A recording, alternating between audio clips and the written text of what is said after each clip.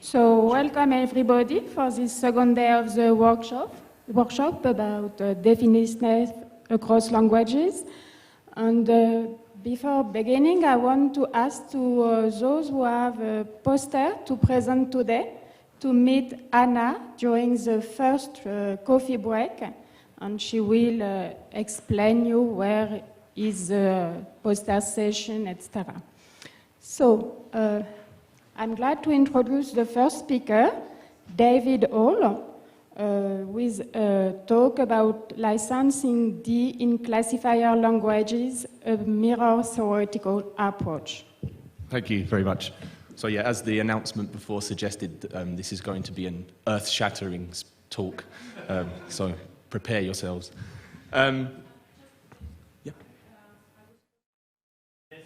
There are handouts, yeah.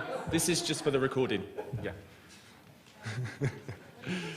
Okay, I'm just going to start anyway, and I'm giving an overview, so it won't matter. I'm going to get stuck in because I've got quite a lot to get through, and I'm probably going to have to miss out the end. But basically, I'm just going to be talking about how definiteness is expressed in different classifier languages, and in particular, I'm going to be focusing on the fact that it seems to be the case that even in classifier languages where a classifier noun sequence can be interpreted as definite, if you stick a numeral next to the classifier, you're forced to have an indefinite interpretation, always, and this holds across all classifier languages, as far as I know.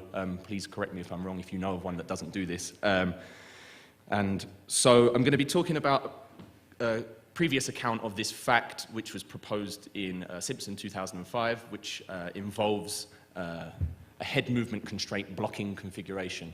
And I'm going to reject this account based on general conceptual problems that head movement has as a narrow syntactic operation. And I'm going to set up an alternative which doesn't involve head movement at all, and instead involves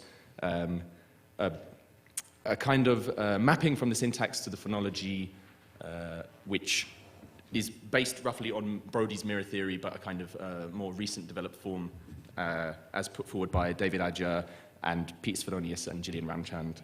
Okay. I'm then going to extend my analysis to some facts in a classifier language which has an overt morphological instantiation of definiteness and number on its classifier, which is very interesting because these other languages tend not to.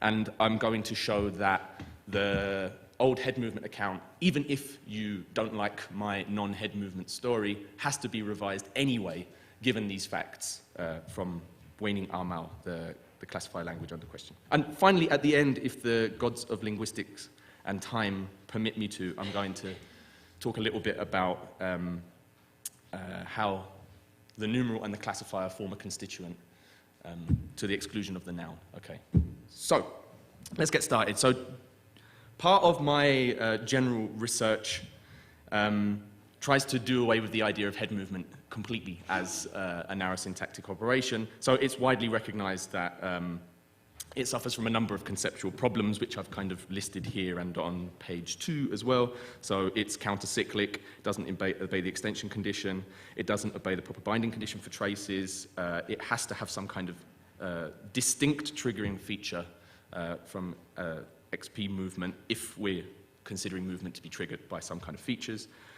The leftward nature of a junction has to be stipulated. That's not a huge problem, but it's a small problem for the head movement in general. There's no excorporation, which is unusual for movement in languages. It's not like XP movement.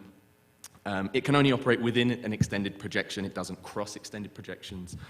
And the head movement constraint doesn't seem to be regulated by any kind of relativized minimality effects, unlike XP movement.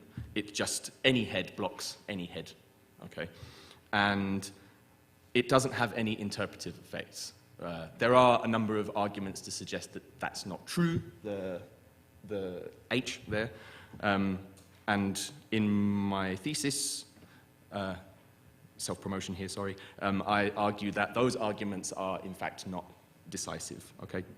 So some recent work has suggested that we do away with head movement as a syntactic operation, and we either relegate it to a PF movement operation, or we replace it with a theory of the interface between syntax and phonology, where complement lines are spelled out directly from the syntax without movement. So you don't get heads together by moving them up. You get heads together just by having them in a complement line and taking that complement line and shipping it off to PF, basically. So this is based on Brody, Adja, Bynes, Venonius, and Ramchand. I'm adopting the latter position, and I'm going to call it direct linearization theory, or DLT, throughout.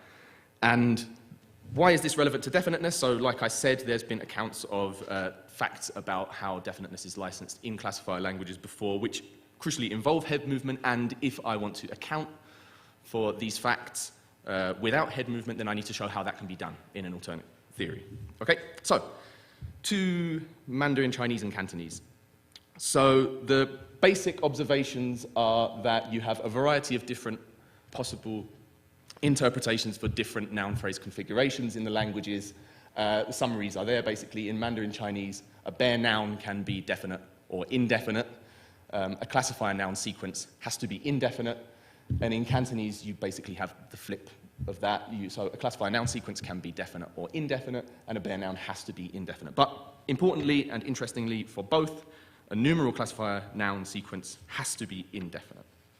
Okay, so on the next page we have a big load of data, which I'm not going to go through at all, but it's there if you want to have a look at it. But basically just a quick summary of what different types of noun phrases look like. So, for example, a definite classifier noun sequence in Cantonese is here. You have classifier dog wants to cross the road. It means the dog wants to cross the road, okay? In Mandarin, that's not possible. It has to be indefinite, and because of a constraint on subjects, which says that they basically have to be definite in these languages, you can't get a classifier noun sequence in subject position in Mandarin Chinese, okay? But for both, numeral classifier noun has to be indefinite. You can't get numeral classifier noun in subject position, and you can't get numeral, oops, sorry, where am I? You can't get numeral classifier noun in subject position in Cantonese either, and it's never interpreted as definite, basically, okay? So, again, main points summarized at the top here, but we've already gone through them. So, oops, sorry, gone too far. The classic kind of head movement account for this comes from Simpson 2005, and it was slightly extended in Wu and Boldemo in 2009. Of course, there is an older story about this from Cheng and Spisma 1999, but I'm going to kind of skip over that for the time being. And the idea is that D is the locus of definiteness, and in order to get a definite interpretation of a noun phrase in a classifier language, the classifier has to move to D. Okay? So this is summarized in the box there. And the idea is in Cantonese, this movement is possible, and you get classifier moving to D, and you get definite classifier noun sequences, but in Mandarin it's not, for some reason. Okay, there's a number of different ways to think about this, but I'm going to put it aside for the time being. But, as we've seen, numerals always block a definite interpretation. So Cheng and Sebesma say that merging a numeral has the effect of undoing definiteness. Okay, they don't really go into detail about why this is, but I mean, it's basically just a stipulation. But Andrew Simpson has a story for it. So he claims that if you merge a numeral, it merges in the specifier of a num head. Classifier can't move to D because that would be a head movement constraint violation, and therefore you always get an indefinite interpretation. Okay? Nice, simple kind of account for that.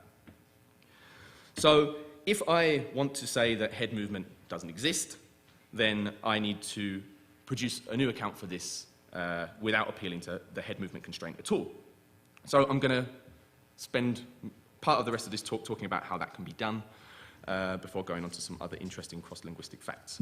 Okay, so the mirror-theoretic approach that I'm going to be adopting basically says something very similar, and I completely pick up on what Andrew Simpson says, and I basically say that D is crucially involved in these situations, and D has to be licensed in some way by the presence of the classifier, but we'll come to that a little bit later.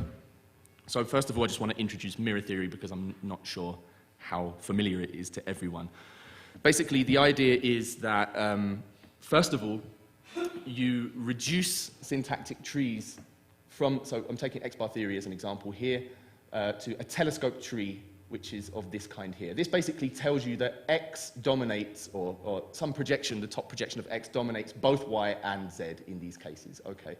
Another thing that mirror theory does is it creates basically, it takes head complement lines, so T selecting V, little v selecting big V, and collapses it into a spine like this, okay?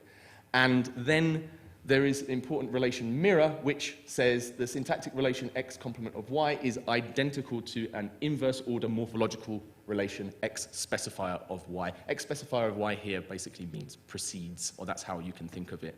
So the idea is that this representation of the complement line maps directly onto a morphological representation, which would be V little v T, okay? So that's what I've said here, basically. So the English verb with past tense suffix and little v having a null spell out would be the verb in V, and then null little v, and then past tense T in that line from left to right going up, okay? So then you get kicked.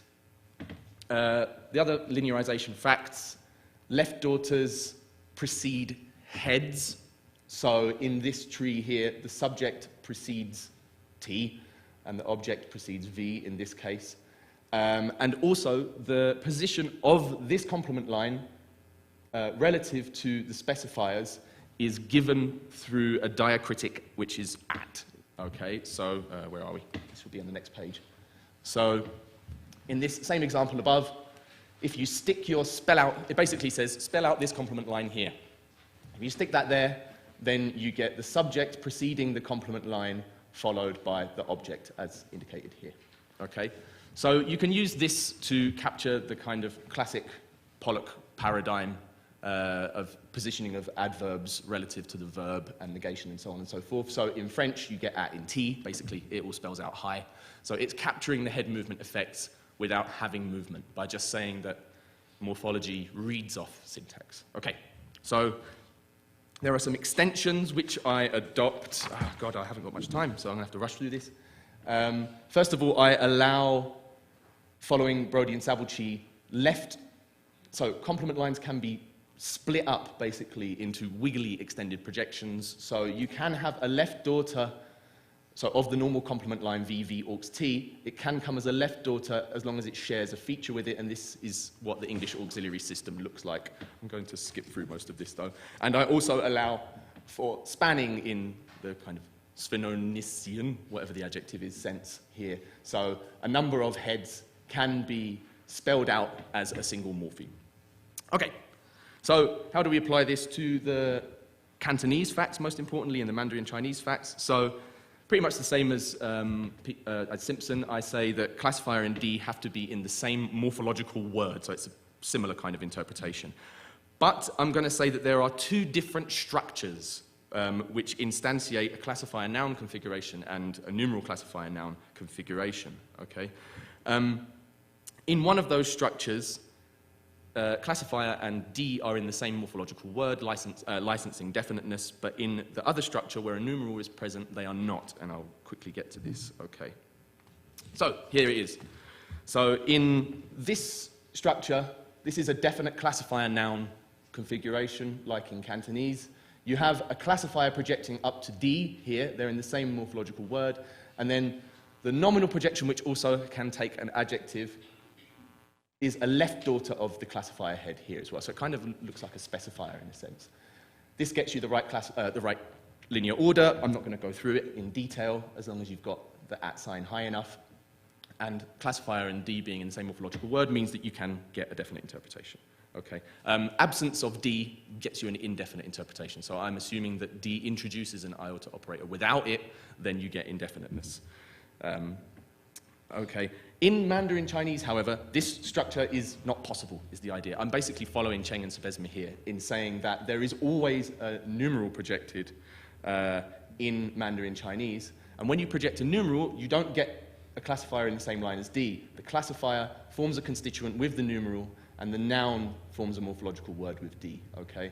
And because the classifier is not in the same morphological word as D, definiteness is not licensed. Okay, so there should be a star here, actually. And the numeral can be null in Mandarin Chinese, and when it's null, it's interpreted as 1. Okay, so those are the two structures. Classifier noun, the classifier forms a morphological word with D. Numeral classifier noun, it doesn't. The classifier forms a constituent with numeral. Okay, so that's the basic idea. Okay, so I've said here, you might now think, why am I overcomplicating things with additional structures? Okay, why bother when we already had a nice, simple story before? And the reason why is that there are some interesting cross-linguistic facts which suggest that this kind of configuration, having two different structures, depending on whether you have a numeral or not, is independently required, even if you have a head movement story. Okay, so let's have a look at these facts. So, as pointed out here, so far we've only discussed the language Cantonese, which doesn't exhibit any kind of morphological evidence that, or any kind of morphological difference between a classifier which is indefinite and a classifier which is definite, but there are languages which do. So Wenzhou Wu has a change in tone to indicate definiteness, and there's a very, very, very cool language, Weining Mao, which has both definiteness and number marked morphologically on the classifier. Okay. In both languages, too, in the same way, numerals block a definite interpretation. Okay, I'm going to focus on Weining Mao here, and we'll go straight to that now. So in this language, I'm quickly going to run through this. Well, there's another very, very interesting fact about this language in that you also get what is called size by Gerner and Bisang. You get an augmentative, medial, and diminutive morphological difference between the different classifiers, but the meaning associated with each of them is actually kind of sociological. So adult males tend to use augmentative form, even if they're not talking about something big. It can be something small. Adult females use the medial form and children use the diminutive form. Very interesting facts, but I'm not going to go into them at all. I'm focusing purely on number and definiteness here. Okay, so just quickly, if we look at 22, there are 4 ways. I'm going to stick with augmentatives. So there are 4 ways that adult males can refer to oxen. So you have the indefinite singular here, an ox. So the classifier in an indefinite singular form. You have the indefinite plural form of the classifier with ox. Then you have the definite singular form of the classifier of ox, meaning the ox, and the definite plural form of the classifier, meaning the oxen here. Okay. Again, when you get a numeral merging in, interestingly, classifiers obligatorily appear in indefinite singular form. Okay. So you cannot have a definite classifier. You cannot have a plural classifier with a numeral. Okay. And that's indicated here. The facts to account for then are that classifiers are singular in form when a numeral is present, and classifiers cannot take definite form when a numeral is present. Okay? So how do I account for that? I say that, again, these two structures exist depending on whether you have a numeral or not. When you don't have a numeral, the classifier can project up through num and d, picking up these morphemes, so you spell it out classifier num d in this sense. Okay? So you can have plural marking on the classifier, you can have definite marking on the classifier as well. But when there's a numeral, the classifier is not in a morphological word with num or d, so it defaults to an indefinite singular form. Okay? It can't spell out either of these parts on the classifier. And the same constraint exists in this language, which says if you're not in the same morphological word as D, then you can't license D, and you don't get a definite interpretation. Okay? There are some fudgy things you have to do to get things to spell out in the right order, which I'm going to skip over. But that's basically the story. Okay? Numerals block definite interpretations because they pull the classifier over into a separate constituent, is the idea. So even if you think that the mirror theory story is absolutely mad, and that's fine, and you want to stick to this head movement account, we still need to say, basically, I think, that these two different structures instantiate these two different kinds of overt configurations of noun phrases. Because, so, if it's the case that in Weining Mao, you get number and definite morphological inflection on the classifier, then it looks like, if we have a standard Simpson kind of story, the classifier has to be able to move up through num and then move up through d, right? So num doesn't block anything moving. Num lets it move through. Why can't we do that in Cantonese, okay? Why, if you have a numeral merging in spec num, is it blocked all of a sudden? So it looks like it's a case where you'd have to say that an XP specifier is blocking head movement, which doesn't really make much sense, okay? So what you want to say instead, again, if you don't buy the mirror theory story, is we have this kind of configuration, and independently we have a reason to think that heads can't move out of specifiers into a higher head position of a complement line, okay? So classifier can't move to D, and that's why we block a definite interpretation with a numeral, okay? And then in a bare classifier noun structure, it's fine to just move up. So basically, in summary, what I'm saying is, even if you want to keep the kind of old-fashioned kind of syntax, and that's fine, you still need two different structures. Otherwise, you can't block the classifier from moving up to D. And I've run out of time, which is very annoying, but basically, what I'm saying rests on the fact that the classifier and the numeral form are constituent, okay? And I wanted to go through a couple of cross-linguistic facts to suggest that this is not madness and that it's actually quite reasonable to think that that's the case. First of all, I'll go through a couple of things before I run out of time. First of all, if we look at language typology, there, of all possible orders of numeral classifier noun across languages, you get numeral classifier noun is very, very common. Noun numeral classifier is very, very common. Classifier numeral noun is very rare. And noun classifier numeral are very rare. But in each case, the numeral and the classifier are next to each other, okay? And languages where you get the classifier and the numeral separated by the noun are unattested, okay? So this is not a knockdown argument or anything like that, but this just suggests that if it's the case that the numeral and the classifier don't form a constituent, then it needs explaining. If the classifier and the noun, the classifier and the numeral are all basically in a straightforward line, then why would it be the case that we never see these cross-linguistically? Okay. I think I've run out of time, so I will just skip all of this other stuff, but you can read this in your spare time and come to my conclusion. So I've proposed a mirror-theoretic account of the blocking of definiteness by numerals in classifier languages. I've extended this account to capture some facts in waning R Mao about how definiteness and number are morphologically instantiated on the classifier. I haven't provided cross-linguistic evidence that it's plausible that numeral and classifier are a constituent because I didn't have time. But importantly as well, even if you don't buy my account, which is fine, we still need to rethink the head movement blocking account, which was proposed by Simpson in 2005. Thank you very much.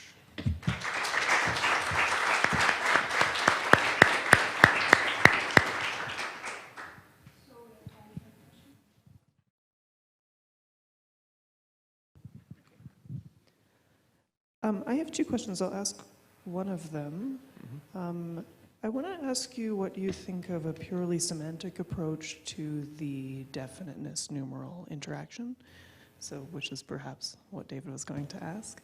So it seems like this would follow straightforwardly, for instance, if numerals simply encode existential quantification, which makes them incompatible with an iota. You can't throw an iota on top of a quantifier. And so then the need to have any kind of syntactic story is obviated. I wonder what you think of that approach. So you mean specifically in classifier languages? I mean, why would it be the case that the three children is absolutely fine? Well, so anticipating this objection, it seems to me that you're also making a stipulation about classifier languages, that they require certain kinds of structures and perhaps certain kinds of movement. So I'm not sure why the syntactic stipulation is better than a semantic stipulation. I'm sorry, I don't know what you mean. So we would say that the meaning of the English word three is different than the meaning of its correlate in Mandarin.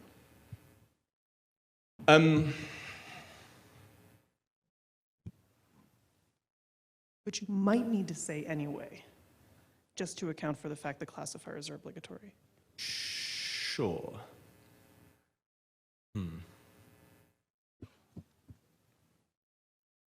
I don't know. It's my honest answer. I guess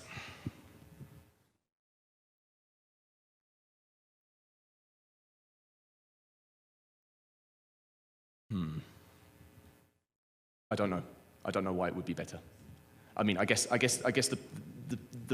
the point I'm trying to get at is if you want to have a syntactic account, then you have to say that there are two different structures. Perhaps it's the case that a semantic account would be better. So my honest answer is I haven't thought about that, but I will give it a think. Thank you. Yeah, so my question was related, but let me tie in just a question. So how would you express the three books in, let's say, Mandarin or Cantonese, where there's an incompatibility between the numerals and the definites, whether that's explained semantically, explained syntactically? So there's a couple of ways you can do it. You can stick in a demonstrative. That's the kind of standard way of doing it. There are also some, I mean, there's a hell of a lot of literature on this, but it seems to be the case as well that if you merge some kind of modifier high up above the numeral, so you have something like read 3 books, then you get a definite interpretation. So the way that I've accounted for that, or tried to account for that in the past, is to suggest that this licensing condition on D is something about D having some, needing to have some overt morphological instantiation, or phonological instantiation even. So if you stick something in its specifier position, then it's anchored in a sense. Would there still be movement in that case? There could be, or there doesn't have to be. There's a couple of different. What would be, like, why that would work in your setup? That one explanation could be there's no violation of head movement because no movement is needed when the relevant thing is. Well, that's right. That's right. Yeah. So I mean, exactly. You can either move something up to D, or you can stick something in its specifier, I guess, is the idea. Because there would be an advantage to that. So the analysis you gave, even if we wanted to give an alternative syntactic or syntactic-y analysis, and just say that the numerals were kind of minus def, there's just a feature, and that was inconsistent with the plus def, that would perhaps be harder to deal with in the situation that you describe.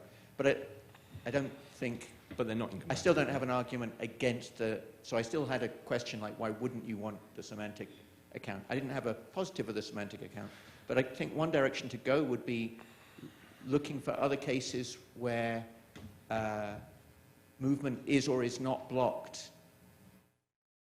So I don't know if inverse linking data, or I don't know enough about the language to even know what to ask, but if there's other types of other phenomena that you might want to analyze as head movement that are not blocked, I don't know if there would be any. So maybe the structure. Not head movement. Yeah. I mean, yeah. I mean, you could have a story of the high modifiers which involves XP movement, but it wouldn't be the same thing. But I guess to go back to Amy Rose's question, the fact that it looks like you can turn it into a definite by sticking a modifier high would suggest that the semantic account is not the right way to go. But then there is some. What's the right way to put it? Controversy about whether it's actually definite or not when you have these modifiers high. So some people have suggested that it's actually specific rather than definite. The data is a bit iffy in this, I think, and or at least as far as Mandarin Chinese is concerned, it's something that needs to be looked at in more languages, I think, definitely, to see if you get the same effect. I think in Cantonese you do get the same effect. You have a high modifier, you get definiteness. So yeah. Okay, time is over. I'm sorry. So let's thank the speaker.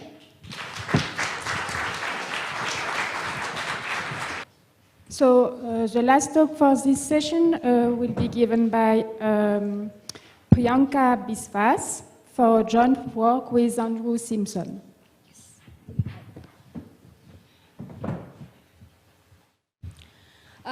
There is handout.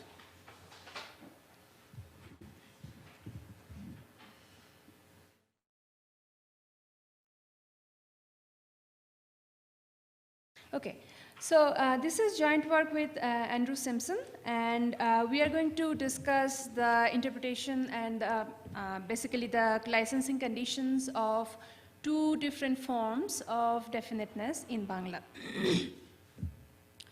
Bangla is a South Asian classifier language which is spoken mostly in Bangladesh and in parts of India, and I am representing the Bangla spoken in India. So let us look at example number 1, 2, and 3. As I said, Bangla is a classifier language. In its regular form, in a numerically quantified DP, the classifier follows the noun in example 1. So you have 1 ta is the classifier and noun. So numeral, classifier, noun. Now this neutral order is inverted when we represent a definite DP, as in example 2, where there is no numeral present. So we have the noun and the classifier ta. Bangla definite DPs can also be represented by bare noun, as we can see in example 3, and as very natural for a classifier language, the bare noun represent number neutral interpretation. So the bare noun can be interpreted as a key, key, or the key, keys or the key.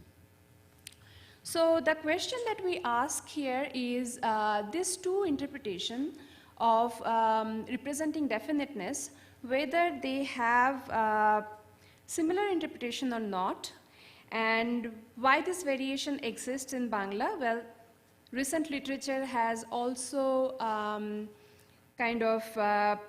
shown in various languages we have interpretation, and the work probably started with Schwarz's work. And we want to posit the Bangla definiteness in representing definiteness in languages, across languages. So the testing criteria that we have in section 2, this is not my slide actually, so I can see some people are looking at the slide.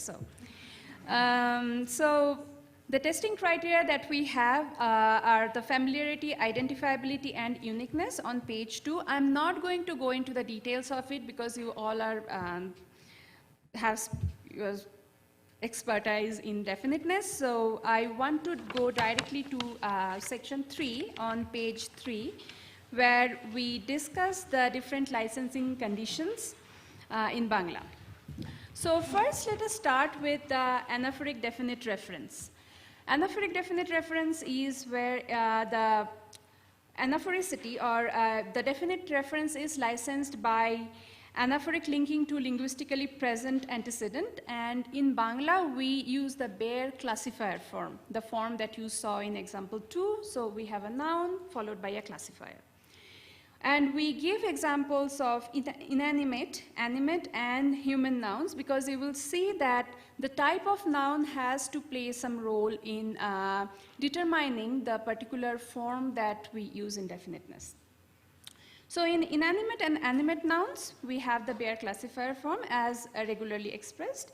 In human nouns, we have a little bit of subtleties.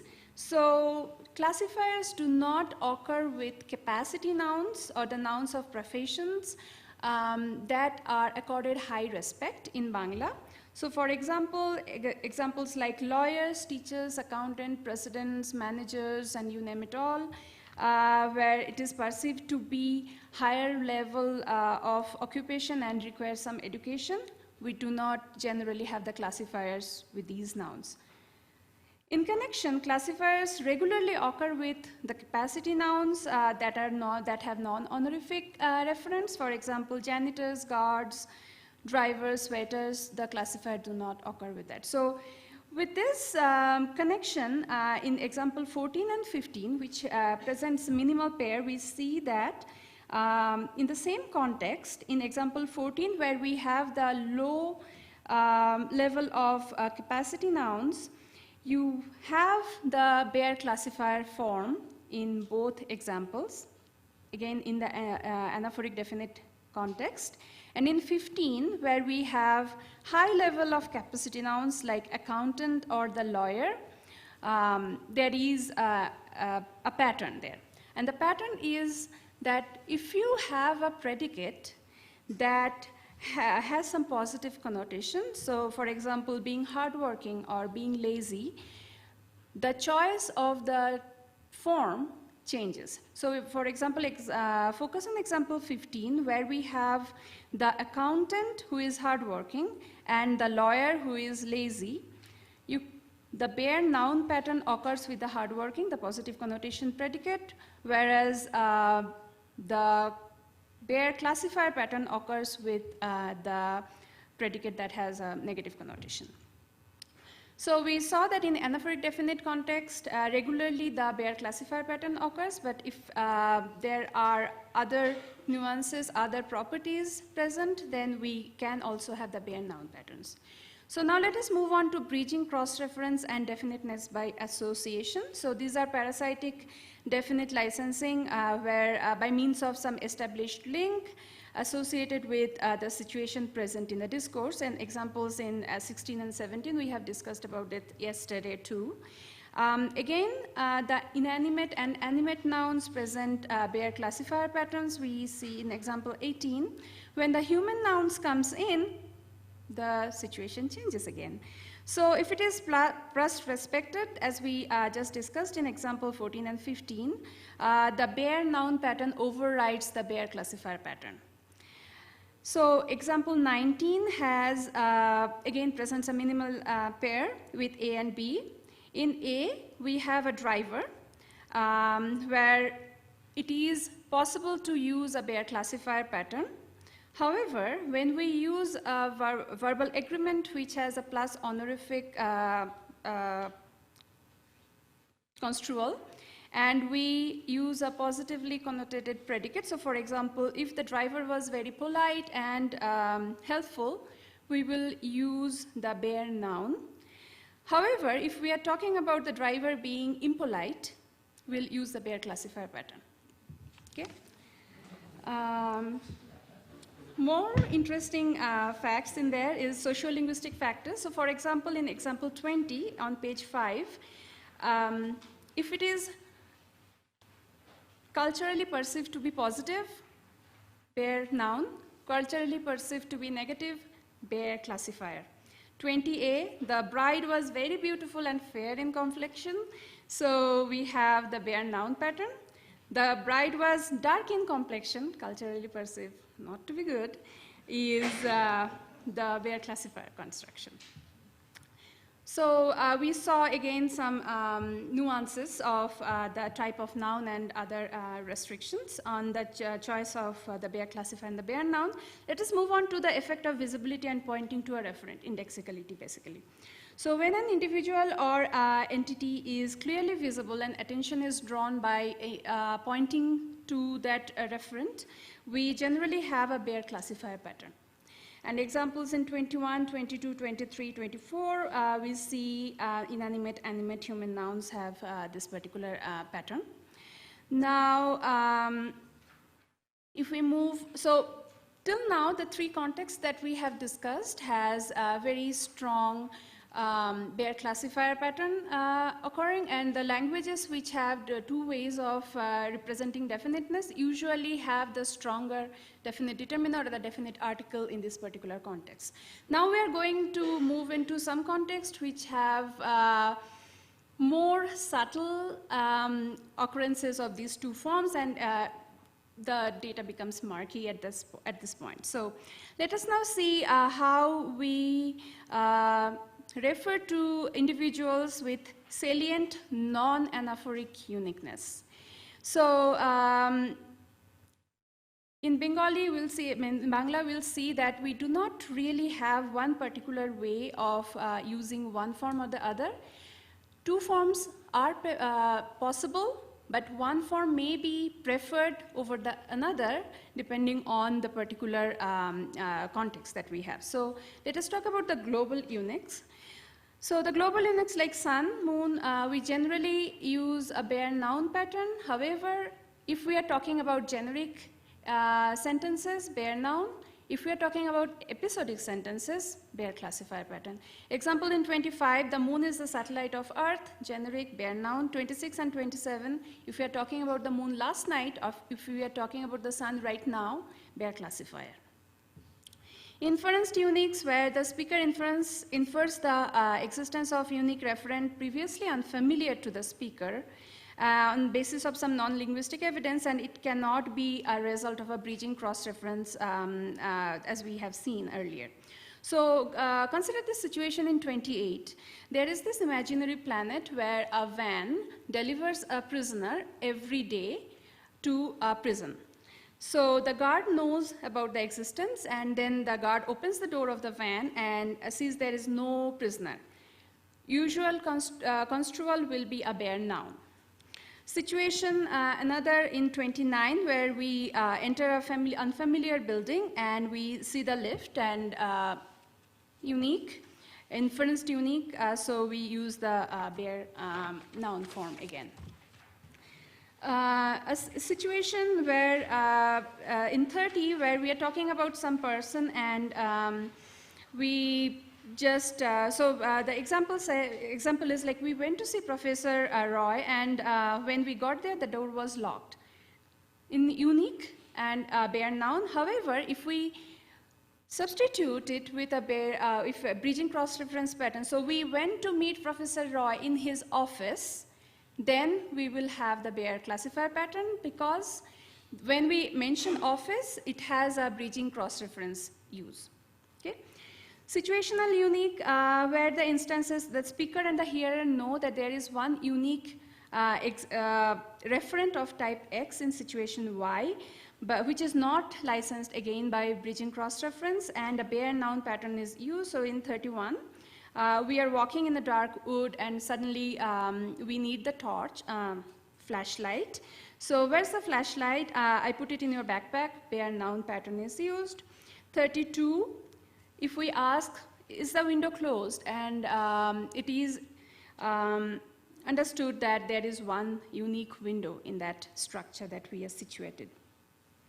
So the insights that we get from the unique cases, mostly the situational unique cases, is that we have, there are possibilities of using both the bare classifier and the bare noun pattern. However, the activation level of the mental representation plays a unique role in there. So if the speaker is actively thinking of the referent, then a bare classifier pattern is used. If he is not thinking about this, if it is not activated, a bare noun pattern is used. So the example is in 34 is also, it kind of clarifies this particular instance.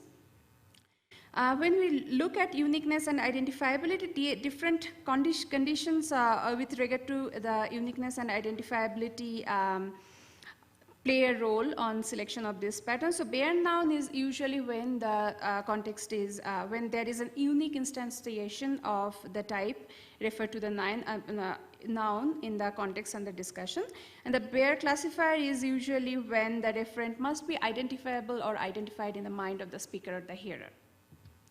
So look at example 35 where we have both occurrences and both are grammatical and fine. The only difference between the two in 35A and B is 35A means when we have one unique window in that structure. Where we have the bare classifier pattern, the speaker and the hearer knows that which particular window is being talked about. Okay. I'm going to skip, no, I am doing good with time, so sorry. So, okay, 36, 37 shows the context where you cannot really differentiate, I mean, you cannot have a unique context. So, for example, a bicycle has 2 tires, a person has 2 hands, and in this particular context, in a context that facilitates unique instantiation, you cannot use the bare classifier pattern. So for example, if the doctor asks the nurse that what happened to the patient, and the patient and the nurse replies saying that the hand with the bare classifier pattern got chopped off, it is not possible because the doctor does not know that whether there is a unique hand or not. So the bare classifier pattern can only be used when the referent is identifiable. So if the doctor knows from previous context that one particular hand got chopped off, a bare classifier pattern will be possible, but if it is not, then the bare noun form is used. So 38 shows Similar example, but you can use the Bayer classifier pattern is licensed when we know, when the referent of the hand or the knee in this particular example is identified. So if we know that which knee is being talked about, the Bayer classifier pattern can be used. So for example 38, in comparison to example 37, shows that in both cases they are not unique. In one case, one is identifiable, and another case, another is not identifiable, and on this, depending on this particular condition, we have the selection of either of the forms. So in familiarity, where does familiarity play a role in this particular selection of the two forms? So in kinship terms, Bayer nouns refer to the member of the speaker. Bayer classifier refers to member of someone else. So example 40, when you talk about your own son and daughter, you use the Bayer noun pattern, although see that this is a very clear anaphoric context, but you still use the Bayer noun pattern. So I have a daughter and a son. The daughter is very intelligent, but the son is not very smart. Bayer noun, both cases, kinship terms, speaker's own keen. 41, Meena has a daughter and a son. The daughter is very intelligent, the son is not. It's not speaker's keen, Bayer classifier pattern. However, personal familiarity does not play a role in this case. So in example 42 and 43, if it's a newborn baby and the father has not seen the newborn baby, so not familiar, it's the Bayer noun pattern. 43, when it's familiar, the particular keen, the Bayer classifier pattern. Does not really translate to 44, where you have a cow, which is not really your keen, but it's still familiar with you. So the familiarity represents a kind of more murkier data in this. So let us arrive at a generalization. So we see that we have a continuum in representing these two forms. So in one side of the scale we have the Bayer classifier, the other side we have the Bayer noun pattern. So the Bayer classifier is when we have anaphoric definite reference, emphasized visibility or pointing indexability or bridging cross-reference. The other side, the Bayer noun inference unique, where we know that there is one existence of exactly one unique individual, and the cases of the respectability and the socio-linguistic factor comes in, which overrides a very clear Bayer classifier pattern. So it's a very hard constraint in that particular case. And then in the middle, we have the data where we have either the Bayer classifier form or the Bayer noun form. Both are possible. However, the choice is dependent on the activation or several other conditions, as we have seen. So situationally assumed or presupposed cases, reference is made to an individual known to exist to speaker and hearer and expected to be present in the context, which is not visible again. And in that case, Bayer noun if mental representation is there, Bayer classifier if there is no mental representation present. So the conclusions that we, and also the global unique cases where we have a generic statement, no anchoring is happening. So a Bayer noun is okay, but when there is an anchoring, for example, in episodic context or when we are referring back to a particular time at a point, a Bayer classifier pattern is preferred. So the conclusions that we draw from there is that the definite Bayer nouns can only be used when an entity or individual which is unique in the context. Bayer classifier forms does not have to be unique, but they have to be identifiable. So the identifiability and the uniqueness definitely plays a role in there. However, what we say from that is that these are the base conditions. So if these base conditions are satisfied, one or the other forms are licensed. However, on the top of it, we have the other conditions that plays a role in selection of one form or the other. And one of those is the level of activation. So if there is high level of activation, generally in Bangla we see the Bayer classifier pattern. Low level of activation, we have the Bayer noun form. And we saw all these examples that showed this that generalization that we arrive at. So the cross-linguistic implications, again, the recent literature has shown this kind of use of two different ways of representing definiteness in recent literature, and Bangla also is part of one of them.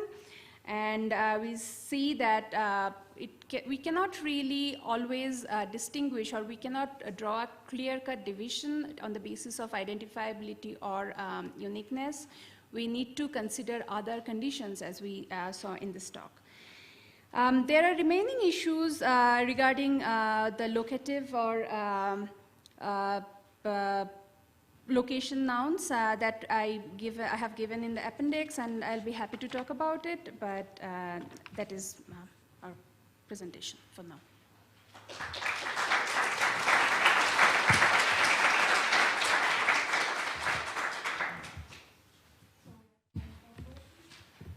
I'll go in the back to change. So let's see, going to examples 40 and 41, so with the kin terms and bare nouns and bare classifier alternations, I'm just wondering in Bangla, can these kin terms be used anaphorically or pronominally? And if so, do these same classifiers, I mean the bare classifier constructions, do they still hold if they can be used pronominally? Okay, so your so examples 40 and 41 is speaker's kin and not speaker's kin. So your question is whether we can use the bare noun form in an anaphoric context? Well, the kin terms specifically, more specific. So if let's say maybe not son or daughter, but maybe more like older brother or older sister. Mm-hmm. Someone were to refer to like. Right. So, and then do the same like bare classifier alternations. It does. Yeah. So it happens with father, mother, brother, even grandfather. Was there a question?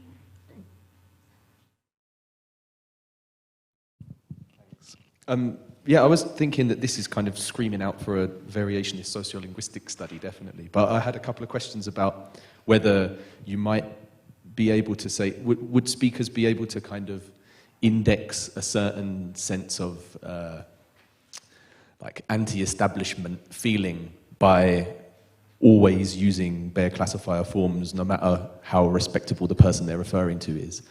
So they could just always use bare classifier forms. They're sort of saying, I don't care about society. Yes, yeah. It does. And also, particularly, for example, if you are very annoyed at a professor, which you generally do not use a bare classifier form, you can use the bare classifier form to speak ill about him or her. That's very cool. And just a brief follow-up, I also wondered whether you could coerce the inanimate and animate, coerce is probably the wrong word. Say you have some kind of revered item of some sort, would it be considered, like, I don't know, like a religious icon or something, would it be considered unusual to use a bare classifier form to refer to that as well? So I'm saying, does it extend beyond the human cases? Yeah, for example, in Hindu mythology, you have the deities, and they have their own animals. And in that case, you can use the bare classifier pattern. I think it's because it still holds to be an animal, although it's kind of plus honorific. Okay. So it has to be human, then? Yes. Was there a question? Yeah, so thanks, great talk.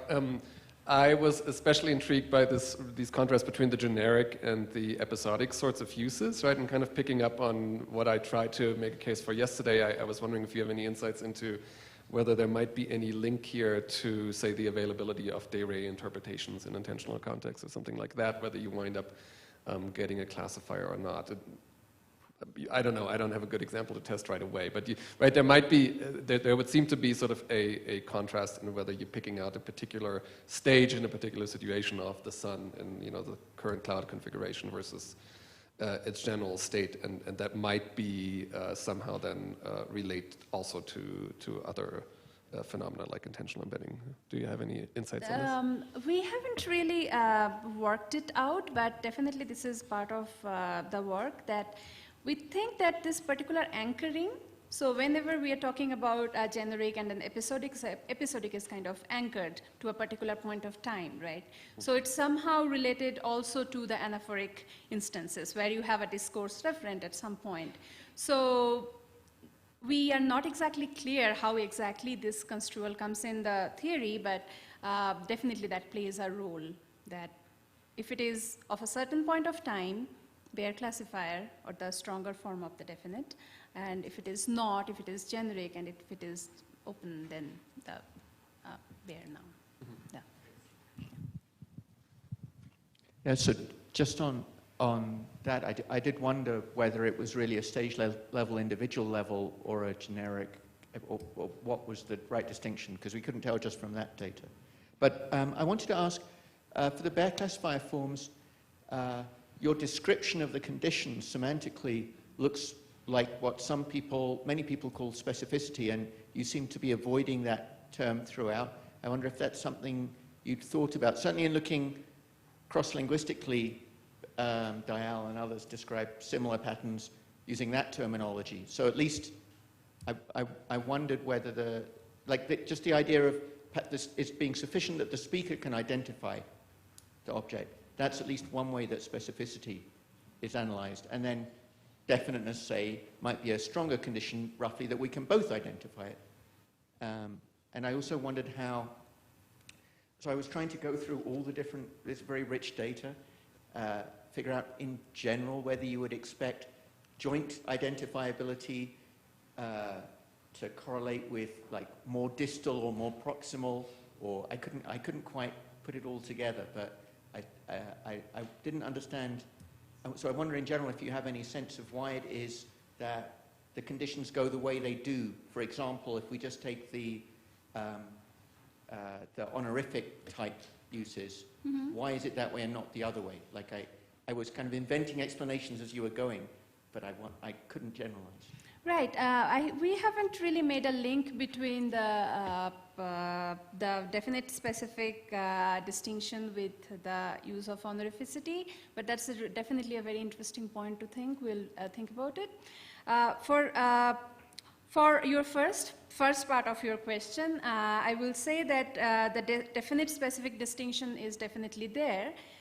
Both of them in Bangla, so there is literature in Bangla about definite and specific. So Tanmay Bhattacharya usually calls this particular form, the Bayer classifier form, as specific, but then Simpson and I also have, Dustin Chacon has work on this, that saying that these are basically definite, because both the speaker and the hearer knows the identity of the referent. And if you go through this data, you will see that the first cases where we have the stronger version of the definiteness, and Bayer classifier patterns used, those are definitely definite. And then later on, when we talk about the unique cases, where the speaker is either informed about it, so the speaker-centric inferential uniques, or the situational unique cases, we have the alternation between the Bayer classifier and the Bayer noun patterns. And then other conditions play a role on... Okay, I think I misunderstood. On page 8, when you said Bayer classifier, the referent must be identifiable / identified in the mind of the speaker / hearer, I thought that was like a disjunction. That's why I thought this was like specific. Is that a conjunction? Where exactly? So is it under... page 8, under Roman 2, uniqueness and identifiability, you define what you think the semantic conditions are on Bayer nouns and Bayer classifiers. So the Bayer classifier, the referent must be identified in the mind of the speaker and the hearer. So it's an and. That's what I didn't understand. Good catch. Yes, definitely. So See, when we discuss about the unique cases, some of the unique cases, so for example, the situational unique, definitely this is